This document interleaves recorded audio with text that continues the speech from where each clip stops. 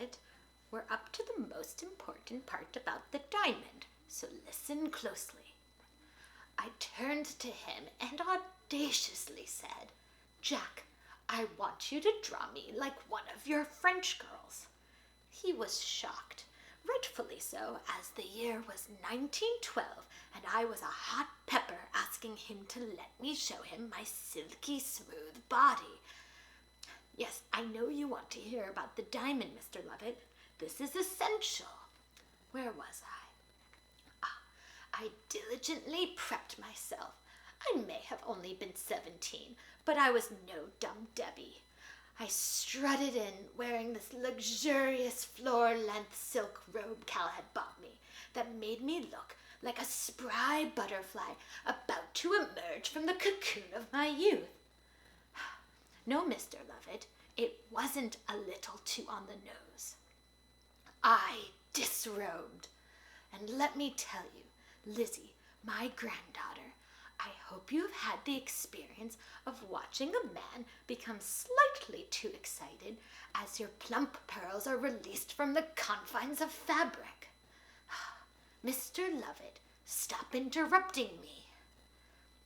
Jack had me lie down, my fluorescent quivering body spread out on the couch, which he called the bed, a Freudian slip, if ever there's been one. My perfectly perky bosom in his eyeline, my skin overflowing with moisture like a juicy pomegranate. What now, Mr. Lovett? Oh, Lizzie is upset? Well, maybe that's because you keep interrupting me. Now please, let me continue describing my first erotic experience. Jack's delicate hands traced the outline of my blossoming chrysanthemum trapped in a sacred temple. Blushing as he drew my supple peaches, I responded, "I believe you are blushing, Mr. Big Artiste." The diamond necklace wasn't the only thing that could cut glass that night. "Oh, Lizzie, why are you vomiting? Did you eat something bad on deck?" Jack continued to fill in the details, my breath lifting in and out of my voluptuous papaya. "Mr. Lovett, you are this close to having an 101-year-old kick your ass." "What do you mean I could have answered in just 1 to 2 sentences? Did I not mention that the diamond was sitting on my clavicle, lying between my perfect plums for the duration of Jack's sketching? Now, shall I continue?"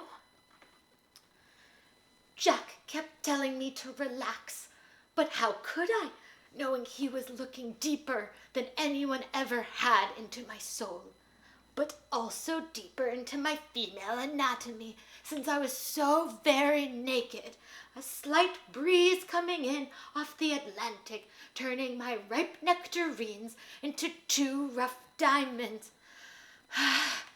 "Mr. Lovett, will you shut the fuck up? I know you want to hear about the diamond, but you asked, and now I'm telling the entire story.